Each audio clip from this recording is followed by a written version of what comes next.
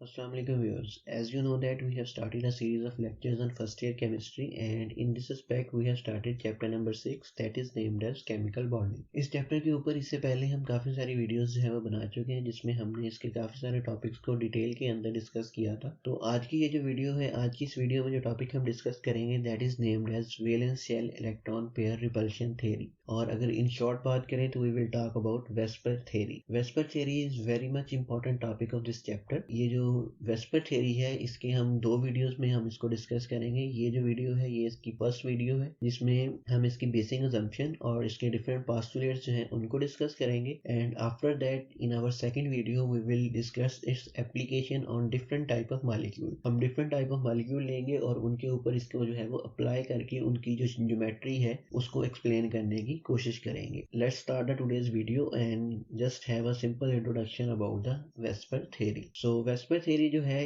it is a combined work of different scientists. In 1940, Sidgwick and Powell, the two different scientists, pointed out that the shapes of the molecule could be interpreted in terms of the electron pairs that are present in the outer orbit of the central atom. 1940 के अंदर Sidgwick and Powell उन्होंने अपना एक simple idea दिया था। According to that idea कि किसी भी मॉलिक्यूल की जो शेप है उसको हम एक्सप्लेन कर सकते हैं in terms of the electron pairs, उन इलेक्ट्रॉन पेयर्स की बेस पे जो कि उसके सेंट्रल एटम के आउटर ऑर्बिट के अंदर प्रेजेंट है। So it was just there thinking, just there idea. उन्होंने सिर्फ और सिर्फ ये आइडिया फॉरवर्ड किया था, इसके ऊपर उन्होंने फर्दर कोई भी वर्किंग नहीं की। लेकिन after that the two other scientist that are named as Nyholm and ग्लिब्स, they developed VSEPR theory based upon their idea.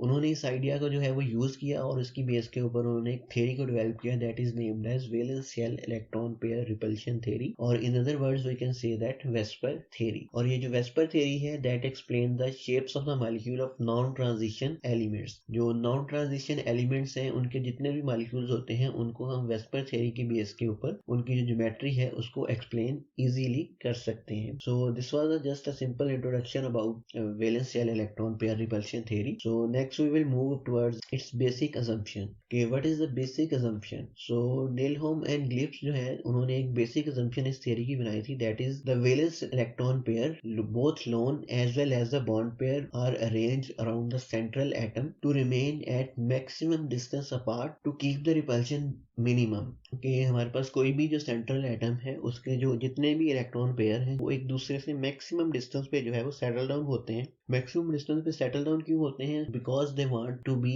at maximum distance apart, so there is a minimum repulsion between them, कि उनके दरमियान जितनी भी repulsion हैं वो कम से कम हो जाए। फॉर एग्जांपल ये हमारे पास एक मॉलिक्यूल है अमोनिया का जिसमें नाइट्रोजन जो है वो एज अ सेंट्रल एटम है। नाइट्रोजन के पास हमें पता है कि इसके आउटर ऑर्बिट के अंदर टोटल 5 इलेक्ट्रॉन जो है वो प्रेजेंट होते हैं। सो जब वो 5 इलेक्ट्रॉन में से 3 इलेक्ट्रॉन जो है वो बाउंड होते हैं विद 3 हाइड्रोजन एटम, तो इस तरह से टोटल हमारे पास 4 इलेक्ट्रॉन पेयर्स बनते हैं जिसमें 3 बॉन्ड पेयर होते हैं जो कि बॉन्ड होते हैं with hydrogen atom as well as with nitrogen atom, और एक लोन पेयर होता है जो कि सिर्फ और सिर्फ जो बाउंड होता है विद नाइट्रोजन एटम। सो ये जो 4 हमारे पास इलेक्ट्रॉन पेयर्स बनते हैं they adjust themselves at maximum distance apart, वो एक दूसरे से मैक्सिमम डिस्टेंस अपार्ट जो है वो सेटल डाउन होते हैं। So as the repulsion between them will be minimum. यहाँ पे हमने सबसे पहले जो बॉन्ड पेयर और लोन पेयर है उसके दरमियान थोड़ा सा डिफ्रेंशिएट करने की जरूरत है कि बॉन्ड पेयर क्या चीज है, लोन पेयर क्या चीज है। बॉन्ड पेयर की अगर हम बात करें तो बॉन्ड पेयर एक ऐसा इलेक्ट्रॉन पेयर है जो कि 2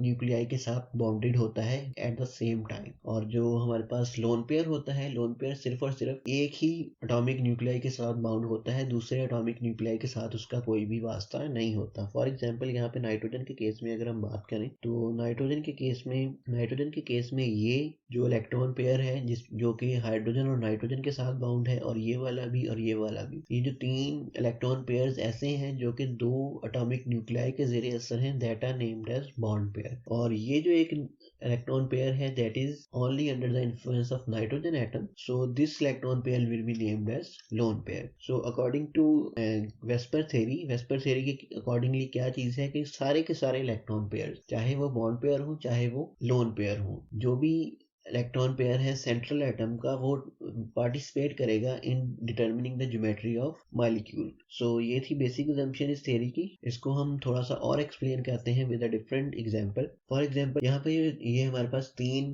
आउटर ऑर्बिट्स हैं एक ही एटम के, जिसमें हमारे पास 2 इलेक्ट्रॉन पेयर्स जो हैं वो वहाँ पे प्रेजेंट। ये जो शेप है इसमें हमारे पास 2 इलेक्ट्रॉन पेयर्स प्रेजेंट हैं, इसमें भी 2 इलेक्ट्रॉन पेयर हैं और इसमें भी 2 इलेक्ट्रॉन पेयर वहाँ पे प्रेजेंट है। लेकिन ये जो फर्स्ट शेप है इसमें क्या है कि उनके दरमियान जो डिस्टेंस है दैट इज मिनिमम, और जो सेकंड शेप है हमारे पास इसमें क्या है कि उनके दरमियान डिस्टेंस थोड़ा सा बढ़ गया है, लेकिन फिर भी वो थर्ड वाले से बहुत कम है।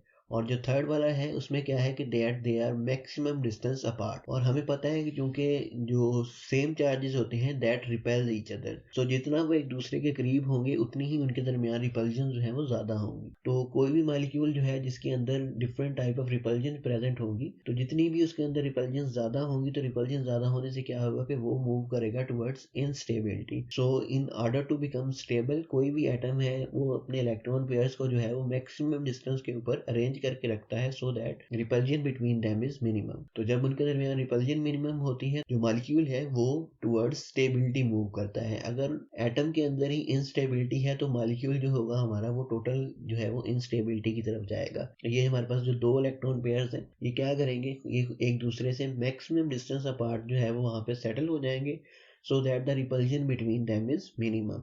और इस तरह से जो है एनर्जी ऑफ मॉलिक्यूल जो है वो लोअर हो जाएगी और ये जो एटम है या मॉलिक्यूल है ये स्टेबलाइज हो जाएगा।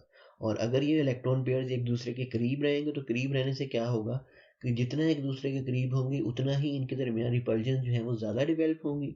तो more repulsion will lead towards the instability or less repulsion will lead towards the more stability. So in order to become stabilized, they arrange the electron pairs at maximum distance apart. So ये थी इसकी basic assumption. Next we will move towards its postulates. Different postulates हैं Vesper theory के that helps us in determining the geometry of a molecule. For example, जो first postulate है वो क्या कहता है कि both lone pair as well as the bond pair participate in determining the geometry of a molecule. कोई भी molecule है हमारे पास उसकी geometry को determine करने के लिए lone pair भी participate करता है और bond pair भी participate करता है। इससे पहले ये ख्याल किया जाता था क्योंकि चूंकि bond pair जो है वो इन्वॉल्व है इन बॉन्डिंग, सो वही जो है वो डिटरमिन करेगा ज्योमेट्री ऑफ अ मॉलिक्यूल। लेकिन वेस्पर थ्योरी के अकॉर्डिंग क्या है कि both lone pair as well as the bond pair participate in determining the geometry of molecule. So ये है इसका फर्स्ट पोस्टुलेट। नेक्स्ट पोस्टुलेट इसका क्या है कि electron pairs are arrange around the central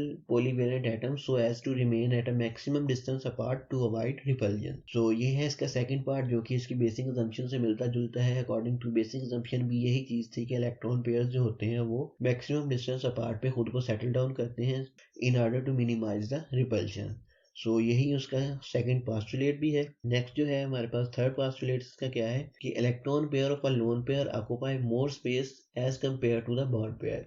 ये जो बॉन्ड पेयर के इलेक्ट्रॉन्स होते हैं that occupy less space, lone pair के जो इलेक्ट्रॉन्स होते हैं that occupy more space. So ये जो पोस्टुलेट है इसको समझने के लिए हमें थोड़ी सी एग्जांपल एक लेनी पड़ेगी जिसमें हम बात करते हैं कि जो बॉन्ड पेयर के इलेक्ट्रॉन्स होते हैं वो हमें पता है कि 2 न्यूक्लियाई के जेरिए असर होते हैं। They are under the influence of 2 nuclei. So जब वो 2 एटॉमिक न्यूक्लियाई के इन्फ्लुएंस के अंदर होते हैं सो वो एक थोड़ा सा लेस डिस्टेंस जो है वो उसको कवर करते हैं, लेस स्पेस जो है वो उसको ऑक्यूपाई करते हैं। लेकिन चूंकि जो इलेक्ट्रॉन होते हैं लोन पेयर के they are under the influence of only 1 nuclei. So जब वो एक ही न्यूक्लियाई के अंडर द इन्फ्लुएंस होते हैं तो वो क्या करते हैं, वो एक दूसरे से थोड़ा सा अपार्ट रहते हैं और इस तरह से जो लोन पेयर होता है it occupy more space as compare to the bond pair. So next जो पोस्टुलेट है इसका that is the magnitude of repulsion between the electron pair. जो इलेक्ट्रॉन पेयर्स होते हैं उनके दरमियान जो मैग्नीट्यूड है रिपल्जन की उसका ऑर्डर क्या है हमारे पास, दैट इज लोन पेयर और लोन पेयर की जो रिपल्जन है that is maximum, lone pair और बॉन्ड पेयर की रिपल्जन जो है दैट इज इंटरमीडिएट और बॉन्ड पेयर की जो रिपल्जन है दैट इज मिनिमम।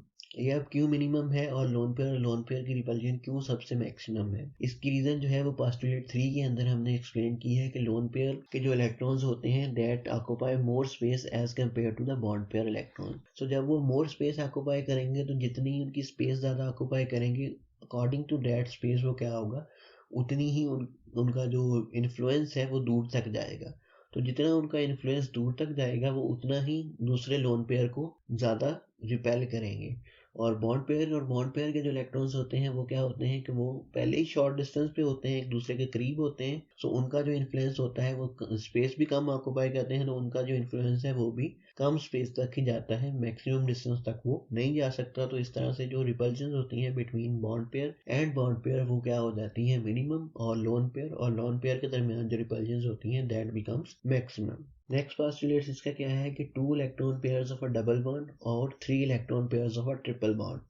क्योंकि 2 इलेक्ट्रॉन पेयर्स जब आएंगे डबल बॉन्ड के या 3 इलेक्ट्रॉन पेयर्स जब आएंगे ट्रिपल बॉन्ड के, तो क्या होगा कि वहां पे हायर चार्ज डेंसिटी जो है वो क्रिएट होगी। They create a higher charge density and also they occupy more space as compared to the single electron pair of a single bond.